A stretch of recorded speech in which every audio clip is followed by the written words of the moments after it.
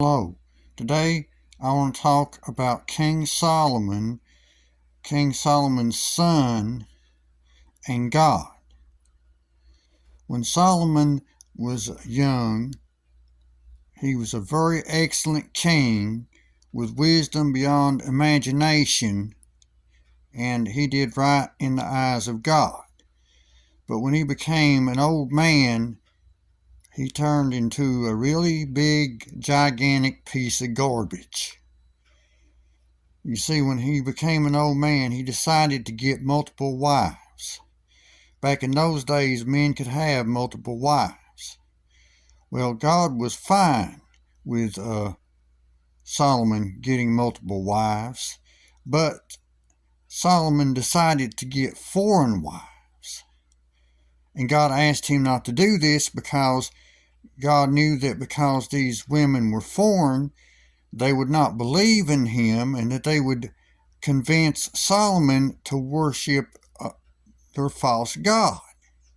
And that's exactly what happened. Solomon's wives convinced him to worship the false god Baal. And God works in mysterious ways, and I'll tell you about that in a minute. When Solomon stabbed God in the back, God said, Solomon's kingdom will be lost, but Solomon himself will not lose the kingdom. His son will. So when Solomon died, his son Rehoboam became king. And Solomon's advisors became Rehoboam's advisors.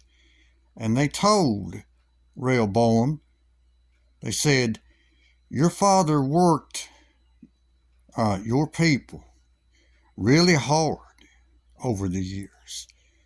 They said, if you'll lighten up, if you won't work them as hard as your father did, they'll serve you for many years. Well, Rehoboam's friends told Rehoboam the opposite. They said, no, you must work your people a lot harder than your father did. And sadly, Rehoboam chose to listen to his friends.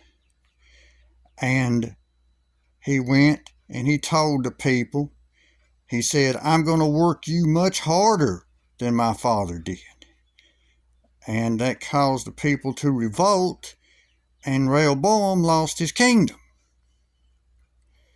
Well, see, this is how God works in mysterious ways. God said Rehoboam would lose the kingdom, but God did not take the kingdom away from Rehoboam. Rehoboam's ignorance and stupidity took the kingdom away. He lost his kingdom because of his stupidity. Had he listened to his advisors and lightened up on his people, everything would have been fine. But no, he decided, I'm going to listen to my friends. I'm going to make things harder. And he lost his kingdom. He only had himself to blame. So God did say that Rehoboam would lose the kingdom, but God was not the one who took the kingdom away. Well, this has been my video. Thanks for watching.